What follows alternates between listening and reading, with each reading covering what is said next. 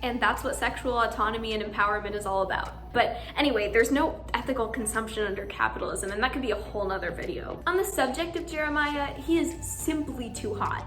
With the homie.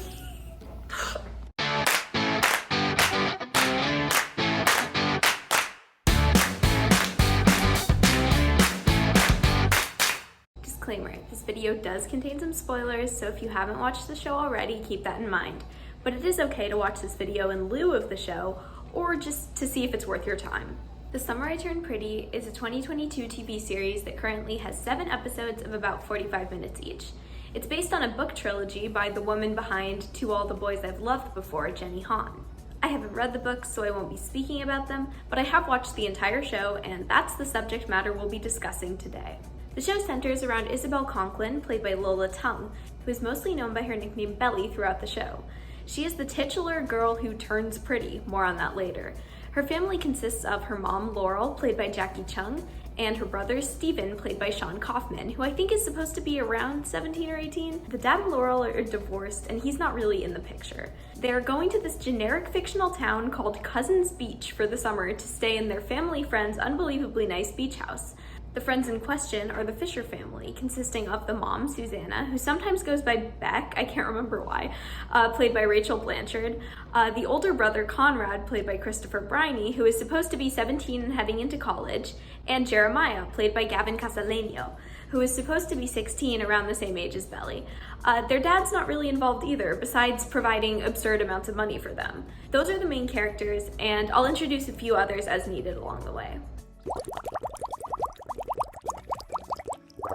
A glow-up refers to a dramatic, positive transformation over a period of time. Interestingly, while researching this video, I learned that the term was actually coined by rapper Chief Keef in his 2013 song, Gotta Glow Up One Day. The glow-up or makeover has been an incredibly popular trope in media for decades, especially that geared at young adults, from The Princess Diaries to Clueless. There's also been a surge of what some call glow-up culture on social media in recent years. Transformation videos and side-by-side images are plastered all over YouTube, Instagram, and TikTok. Clearly, our society has an obsession with self-improvement or perceived self-improvement, especially in ways that can be outwardly seen, like conforming more to external beauty standards. I think the fascination with glow-ups usually starts around puberty, when people often experience rapid change in their appearance and an increasing awareness of their bodies, as it's harder to ignore something when it's like constantly changing, rather than a static part of our environment. Some people enter an awkward phase during this time, or lament a relative lack of growth and positive change, while others get hit by puberty like a freaking dump truck and become gorgeous overnight. This was the case for Belly, our protagonist, and she didn't really choose to glow up. But when she does, people immediately start to treat her as if she has more value simply because her appearance has changed. The convenience store clerk doesn't recognize her, even though she had frequented his establishment every previous summer, but now he actually remembers her name and who she is. The cool older kids want to invite her to their parties, and a whole new social sphere opens up to her. She's suddenly gone from desperately pining for boys to practically beating them off with a stick. It's a full ugly duckling situation, except instead of swans, Belly is surrounded by unbelievably attractive teenagers. More on that later. But back to glow-ups. Glow-ups can be mental as well as physical, and that's the side I think should actually be emphasized. While pretty privilege does facilitate one's movement through the world in an appearance-obsessed society that scorns ugly people, improvements in mental health and quality of life do not necessarily accompany or correlate with changes in appearance to fit external beauty standards. More often, they come from finding a sense of purpose and fulfillment, spending time with friends or loved ones, or getting adequate rest and self-care. They can also come from expressing oneself through things like fashion and makeup, which doesn't have to be in accordance with conventional beauty standards, and often isn't. And shows like this kind of perpetuate the notion that it's impossible to be truly happy without fitting those beauty standards and being considered pretty by others, or at the very least that one's life will drastically improve if they turn pretty. I think our society has a huge problem in general with valuing aesthetics above all else, when it would probably benefit us more to prioritize things like kindness and compassion and creativity. This misplacement of priorities leads people to sacrifice other aspects of themselves, their personality, their essence, their freedom, in order to modify their appearance, and creates unhappiness for people who would otherwise be comfortable existing in their bodies, but are now aware of the gap between how they look and how society dictates that they should look in order to be attractive and have a happy life. Glow-up culture demonizes the before picture and perpetuates the existing and damaging notion that you're not good enough as you are. I think there is a place for appreciating aesthetic beauty in a healthy culture, but not when it's juxtaposed with a disdain for less beautiful things. All people should be valued independently of how they look, because at the end of the day, at your funeral, no one's gonna be talking about how pretty you look in your coffin. And you don't want that to be the only significant aspect of your personality when it's really the least important and least interesting thing about you. I think Belly wrestles with this throughout the show, and at the end she kind of does the whole "we're all beautiful in our own way" thing, which is a decent, albeit cliche message. But in my opinion, finding peace with oneself and living a fulfilling life is not about beauty or appearance at all, and I think we should focus more on our minds and all the cool things we can do with them. TLDR, we should probably just retire the ugly duckling trope. It's getting really old and tired. A quick note, I also think it's safe to say that Belly suffers from main character syndrome, which is just basically when someone is extremely self-centered, has an individuality complex, and is basically just terrible at envisioning things from others' point of view. And this is another really common trope in media, but I think we just need to give protagonists a bit more empathy in general to really normalize it as a quality, especially among teenagers. Like, yes, it's normal to be a little self-centered, and of course you should always take care of yourself, and like, it's good to strive for valuing oneself, but when it impedes your ability to empathize with others, it becomes a problem. Creds to my sister for telling me about main character syndrome. I didn't know that was a thing. Another very prominent feature of the show is how effortlessly attractive most of the characters are. Like, most of them are supposed to be 15 to 17, when I feel like many people are still very much in an awkward phase and figuring out how to dress and do their hair and just exist and feel confident as themselves. I understand that a lot of these characters do have to be played by adult actors, but it's kind of a Euphoria situation in that a lot of them look way too perfect to be mid-high school. No one has even a hint of acne, and they all have gorgeous hair and perfect makeup in the case of a lot of the debutantes at the debutante ball Belly is participating in. Shayla, for example, is way too put together and polished for the demographic she's supposed to represent. To its credit, I think the show did do a good job of casting actors who are mostly believable as teenagers in terms of apparent age, especially for Belly, Steven, Taylor, who is supposedly Belly's best friend, and we'll talk more about her later, and Cam, who Belly briefly dates during the beginning of the show. What's not believable is the sheer level of aesthetic perfection that most of them have reached.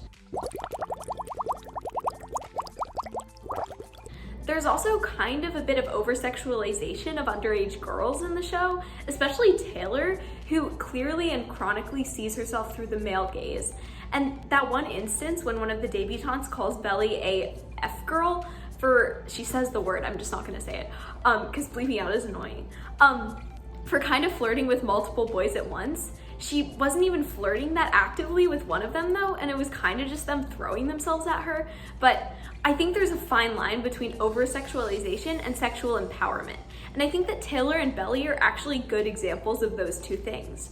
Taylor seems to feel that her only value is sexual, which is a real problem that's rampant among teens, especially girls and femmes, and makes some bad decisions as a result. But when Belly engages in sexual activity, there's clear and explicit consent involved, which is very important to normalize. She seems to have much more agency in the situation, and she's doing it because she genuinely wants to, not because of internalized cultural expectations of women. And that's what sexual autonomy and empowerment is all about. I do want to briefly touch on debutante balls because I do think they're a bit of an outdated tradition. And my source for this segment was a Medium article, which I'll link in the description. They originated in the 18th century in Britain as a way for young women to find wealthy husbands. And they were deeply tied up with purity culture, classism, and gender roles. Being a virgin actually used to be a prerequisite for debuting. Don't ask me how they checked that. And the women who debuted were expected to wear white to symbolize their virginity and purity, a tradition which continues to this day.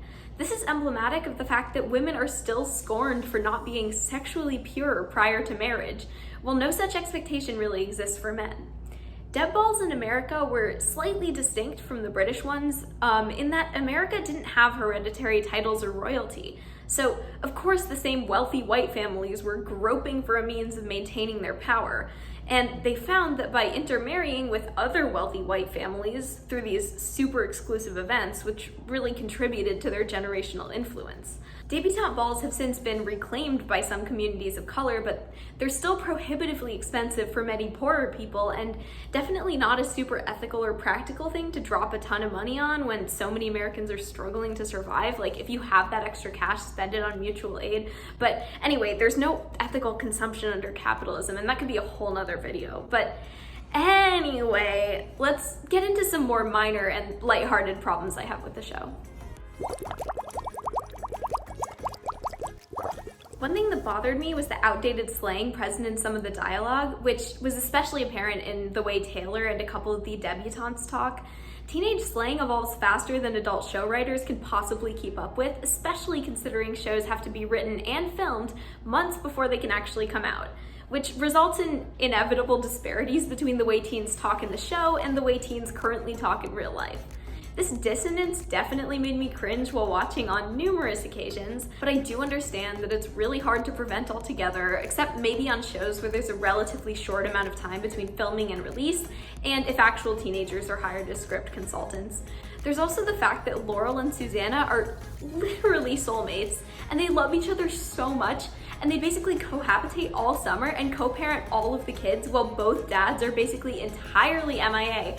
And Laurel has absolutely no chemistry with her supposed summer love interest in the show, and yet, even though this seems like a prime opportunity for some non-stereotyped middle-aged lesbian representation, the show does absolutely nothing to confirm the existence of a romantic relationship between the two.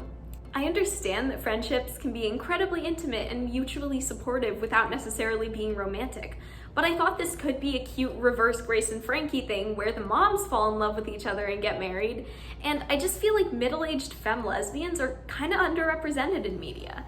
This could be considered queerbaiting.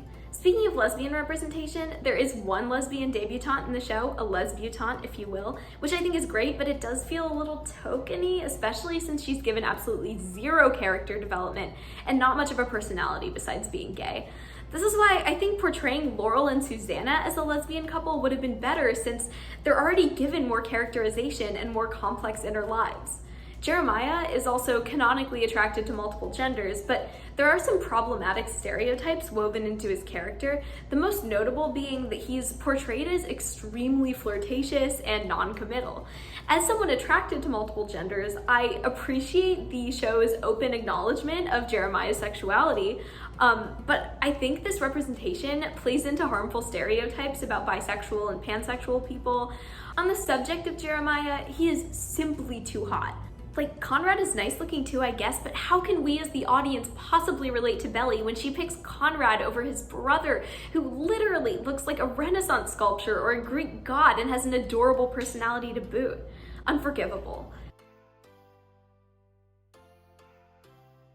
In addition, Taylor and Belly have absolutely no friend chemistry. They are not at all believable as besties, and most of the scenes with them together kind of just fall flat. Their values and personalities are not at all compatible, and the show mostly just used Taylor whenever they needed someone to help orchestrate Belly falling for a boy or vice versa, and disappeared her when they didn't need her. There was also this one moment where Belly said something kind of demeaning about people in larger bodies, which is obviously not cool. Body shaming sucks, period, point blank. Okay, that was a lot of negativity, but I do have some things that I actually like about the show. There are a lot of moments in the show of men showing emotion, which I haven't really seen much of in other media, but which I think is incredibly important and necessary. The idea that showing emotion as a man makes you weak is an element of toxic masculinity that profoundly harms so many men in our society, and I love that the show normalizes men expressing and discussing their emotions with each other instead of bottling them all up and drowning them in self-destructive behaviors. When faced with upsetting and tragic situations, the characters in the show are shown crying, and I think the crying in this show felt very real, mostly because it's what we would colloquially call ugly crying. Now, I'm not saying the actors are ugly or looked ugly because they're all very beautiful people, but the point is that this wasn't dainty sniffling while shedding a single tear that was probably meticulously placed with an eyedropper. It was snotty, red-faced sobbing, the kind of crying you do when you're so sad you don't give a crap about how messy you look. And I thought the crying scenes were just very authentic and fantastically acted. There's also this one joke that Laurel makes at the debutante ball that is so funny, and it's one of my favorite bits of dialogue in the entire show. And I'll just let that speak for itself. This is nicer than our wedding. Our wedding was in my parents' church basement. Anything is nicer than our wedding. And I was 4 months pregnant. Scandal. In the Korean church? We had to tell everyone Stephen was a preemie. Whenever we visit my parents, my mom still gets tears in her eyes saying she can't believe how strong and healthy he is. So my overall verdict on the show is a mixed one. I would say it was a little young and a little cheesy for me personally, but I know plenty of people older than me who've enjoyed it. And I wouldn't say I enjoyed every minute of it, but I didn't feel like I was hate watching or dragging myself through it either. And I will admit, I definitely cried during that last episode. If you're into fun teen romance and love triangles and an overall emotional roller coaster, I'd check it out. But don't feel like you missed out on like Emmy material if you didn't watch it. I had a lot of fun creating this video, and I hope you enjoyed watching it. See you next time. With the home.